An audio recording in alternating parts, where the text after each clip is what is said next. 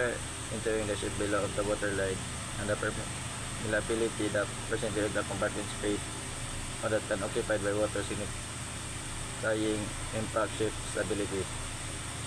A bulging reduced buoyancy changes the central gravity and can cause less of tilt or trim, both to stern.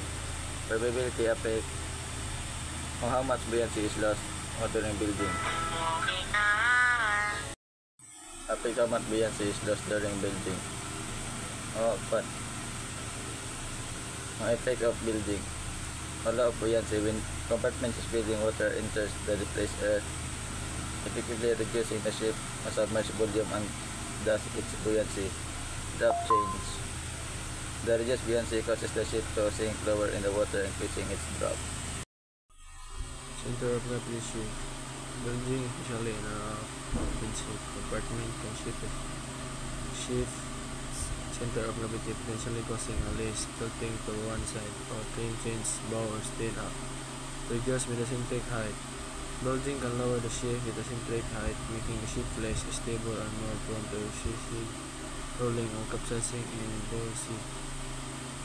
Free surface effect.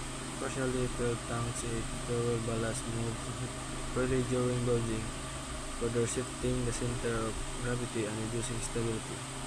Increased risk of capsizing. In severe cases, bulging can lead to such a significant reduction in stability that the ship becomes vulnerable to capsizing, especially in challenging.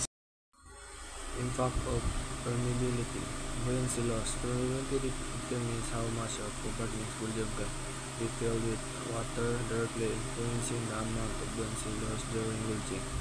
A higher permeability means more water can either enter, leading to a greater reduction in buoyancy and stability. Stability calculation. Permeability is a crucial factor in stability calculation, particularly during damaged stability scenarios. It helps determine the extent to which ship's stability is compromised by flooding. Countermeasures. Compartmentalization. Dividing a ship into watertight compartments helps to insulate the effect of bulging, minimizing the overall impact on stability. Waterproof.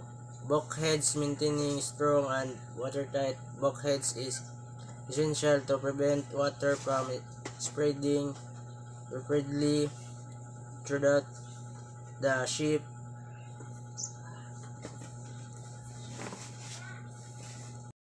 Rusting and counter-flooding.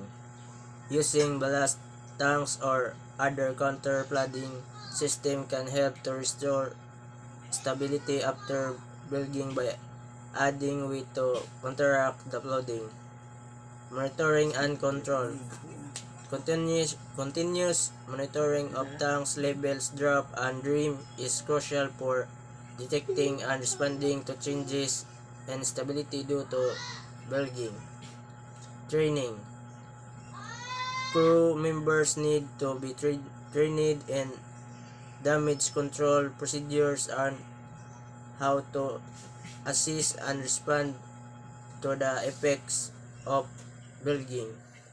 In summary, bulging and permeability are crucial factors in a ship stability, and understanding their effect is essential for safe navigation and operation of vessels.